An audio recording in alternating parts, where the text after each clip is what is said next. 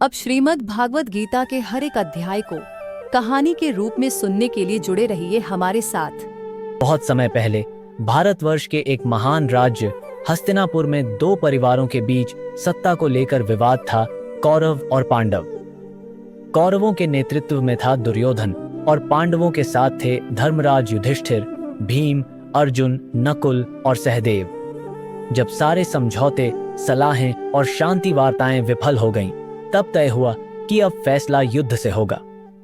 यह युद्ध कोई साधारण युद्ध नहीं था, यह था धर्म और अधर्म के बीच का युद्ध। कुरुक्षेत्र की भूमि, जगह तय हुई कुरुक्षेत्र, जिसे धर्म क्षेत्र यानी धर्म की भूमि कहा जाता है। यहाँ दोनों सेनाएं आमने सामने खड़ी थीं।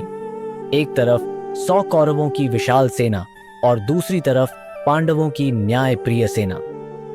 पांडवों की ओर से सबसे महान धनुर्धर अर्जुन युद्ध करने के लिए तैयार थे। उनके रथ पर सारथी बने स्वयं भगवान श्री कृष्ण। अर्जुन का मनोविकार।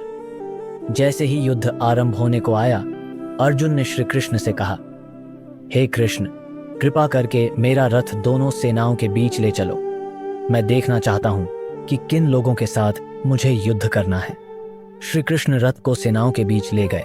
अर्जुन ने देखा, सामने खड़े थे उनके गुरु द्रोणाचार्य, पितामह भीष्म, भाई दुर्योधन, रिश्तेदार, मित्र और बहुत से परिचित। अर्जुन का हृदय कांप उठा।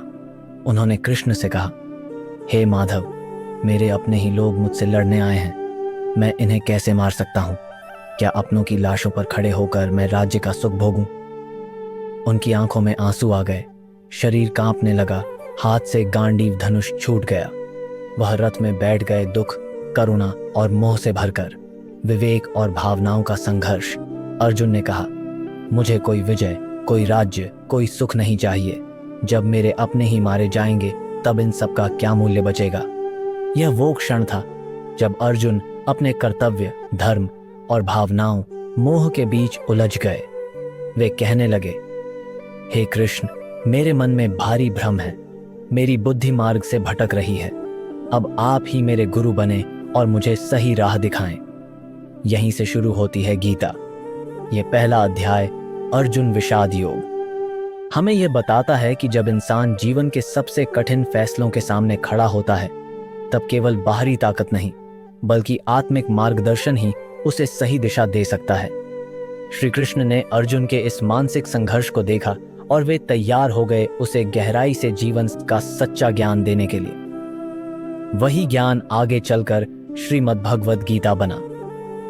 सीख इस अध्याय से, जब हम अपने ही जीवन के फैसलों में उलझ जाते हैं, तब भावनाएं हमें रोकती हैं, लेकिन कर्तव्य हमें आगे बढ़ाता है।